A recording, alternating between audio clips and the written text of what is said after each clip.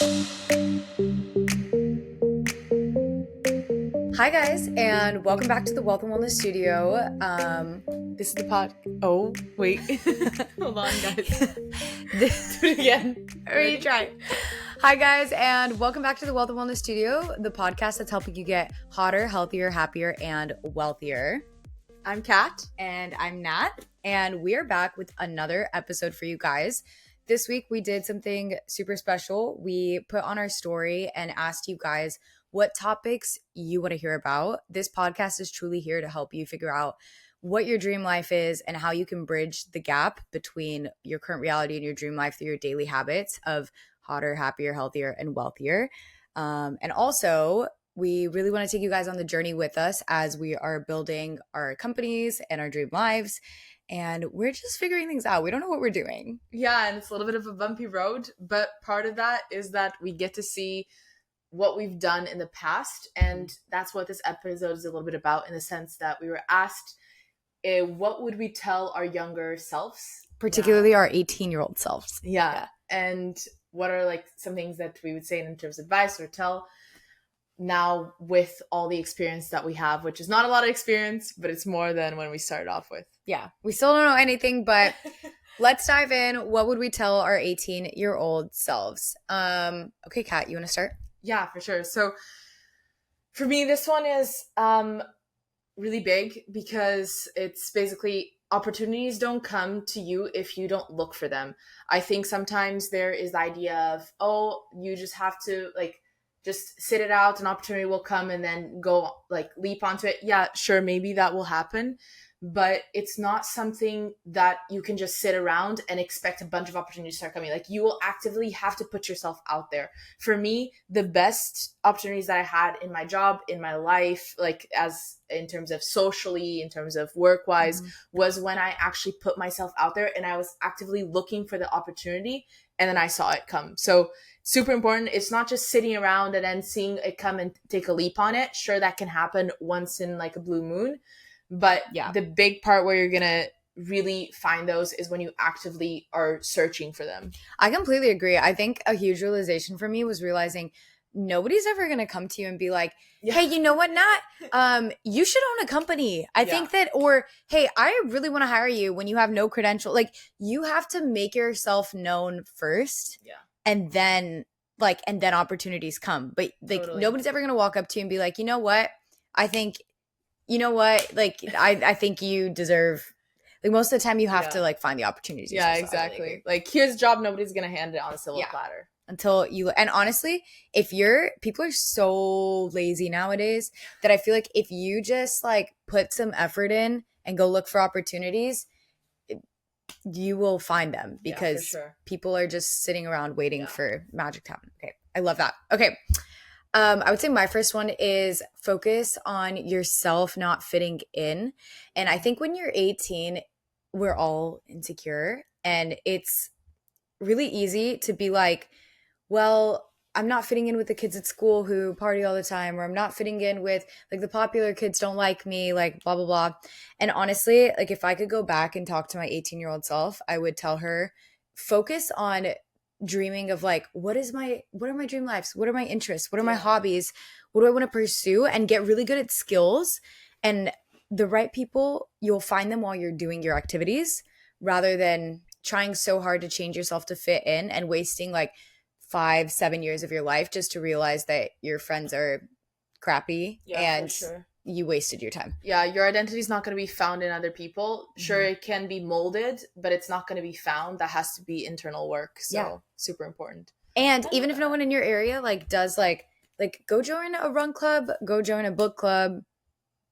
I don't know, go find something that's related to your hobbies. If you like a sport, meet the people doing the activities you like, rather than basing your activities off of the people around you. Totally. Yeah, I completely relate. I love that. Yeah. My second one I would say is that I would tell myself your weaknesses will become your strengths. And the reason for that is a lot of times when you have a weakness, you realize it. Hopefully you realize it. I'm so sorry, Moo. You guys, if you're listening to the audio version, please go to the YouTube version of this podcast, because we have our friend Celine's cat with us, and You just jumped. Not just traumatized it. Anyway. Okay. No, yeah, but I would say, your weakness will become your strength. And the reason to that is because when you have a weakness, if you have a growth mindset and if you have a mindset of, bettering yourself and not self-deterioration, then you're going to approach in a sense of or at least I can, because I'm speaking on behalf of what I would tell myself, is that I'm going to notice that weakness and I'm going to actively do my best to work on it. And because you're paying so much attention to it, you can actually turn it to some of your greatest strengths. Yeah. Like for me, my biggest weaknesses have actually been what I think about the most because I'm insecure about it, or I put most effort into changing that around. So look at it as a path, like to show you direction of what you can be working on, and then you'll grow so strong. I think that's so good. And this week we actually spent a lot of time talking about with our 4 girlfriends, like how it's so funny the things that each of us are insecure about. Everyone else thinks those are your strengths. Yeah. Because you've put such a focus, like each of us have put such a focus on that. So I think that's so it's so good. Like I wish I would have known that when I was 18, just being like, it's okay if I suck at this. Exactly. Like it's going to get better. It's so funny. So Kat and I did not talk about our answers before doing this podcast. And I feel like this goes hand in hand, but mine was be okay making mistakes. I think I was such a perfectionist and I had so much like shame mentality for so many years of my life that I think back to when I was 18 and I think I was so terrified of doing the wrong decision, like going to the wrong college, making the wrong friends, dating the wrong people, that I just didn't do anything. Yeah. And if I could go back, I would tell myself, like, you're supposed to make mistakes. So just go out there and make mistakes and learn from them. Like the faster you can get comfortable making mistakes, I think the sooner you'll achieve success in life. I truly believe an indecision is worse than a bad decision. Yes. Because then you have absolutely no movement and you're just staying stagnant, and that's how everything goes to die. So. And you're so young. Like at 18, honestly, at 25, like you were so young at any age in life, truly, but like especially at 18, you are not going to remember like the faster you can make the mistakes, like you are actually getting farther ahead of the game than waiting 10 years before you start taking risks. Yeah. So you have so much, nobody's relying on you. Like this is the time of your life to like make the leap and try things that you would normally be afraid to try. Yeah, I 100% agree. I love that one. My last one, which by the way, we have a lot, but we just tried to put the ones that we feel most relevant right now in our lives. Because we're answering quite a few of your guys' questions and podcasts. So we're going to, go through them. But we're going to expand on these. So if you want more, just DM us. And we're happy to talk more about it. But it's that you don't need to explain yourself to everyone. For me, this one is a huge one because I always felt like if there was something wrong or if there was some action, anything that I did, I felt like I needed an explanation. Sometimes you just do it because you want to do it. And that's okay. And that's actually amazing because you're pursuing. Yeah, it's a great reason to do something because you purely just want to do it. Now, obviously, I'm somebody that think about it though. Make sure it's a good intention. Don't just do it like don't do stupid things. Yeah, don't do stupid things. Like you have to have rationale through it. But it's, I've always found like even when maybe I'm not fighting with a friend, but maybe we're starting to lose a connection and they're just not getting me. You don't have to explain yourself. You just, you do not need to give that to anyone. You just need to give yourself the explanation. Make sure that you understand it. Make sure that you are convicted about it and then act upon it. Not everybody needs to know the details. I love that. I feel like that's something I struggled with for so long. That is such a good one. And a quote that reminds me of that is like, if you want the wrong answer, ask everyone. Yes. And that's definitely something that's been personal for a long time. So I love it. My last one is pivot. You are not supposed to know what you're doing when you're 18. And I think love that. So many people, including myself, like I remember the stress I put on myself.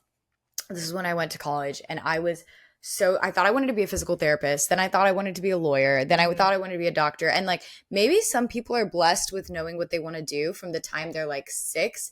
But I truly think some people, like they want to explore and figure out what they want to do, but they're so afraid of change that you won't give yourself the opportunity to pivot. And I think it's way better to pivot a lot when you're 18 than to have a midlife crisis when you're 40. 100%. Not that there's anything wrong with that, but like Yeah. if you know the amount of pain you can save yourself if you just allow yourself to not know what you're doing and be humble enough to be like, you know what? I will change my major, or I will drop out and start a business, or I will whatever it is your dreams are. Yeah, totally. I think there's actually, I don't remember the exact number, but like a year ago, I looked it up, and the average is actually that people will change their career an average of 6 times in their life. Yep. And it's wild because you think, I think like, our generation's even higher numbers. Yeah, exactly. And so it's okay if you change. Like for me, after I got out of high school and I didn't go to college, I changed like 4 or 5 times in a span of like a year and a half what I was doing.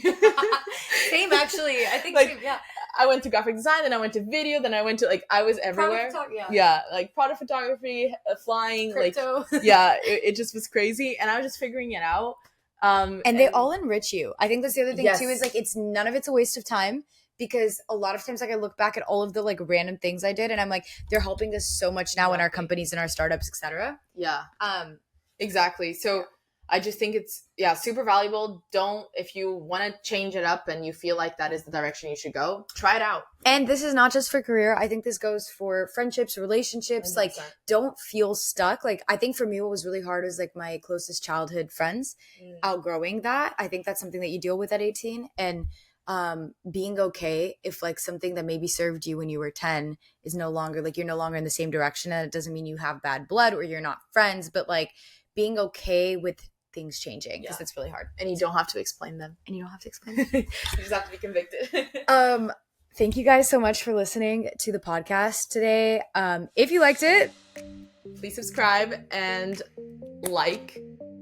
Leave us a 5-star review, but only if it's 5 stars. Otherwise, we don't want it. Just tell us your feedback on Instagram, because we do want to grow and we want better always. And keep telling us, like, if you guys would like to hear more about our insights or any kind of thing. Again, we are just figuring it out. We are a mess a lot of times, but sometimes we feel like we're actually doing it. But we're failing forward and we're making progress. And I think the whole point of this podcast is to document the journey of building it. So tune in, and we can't wait to tell you guys more about the projects we're working on, and tune in for the next episode where we answer your questions. See you guys next episode. Bye.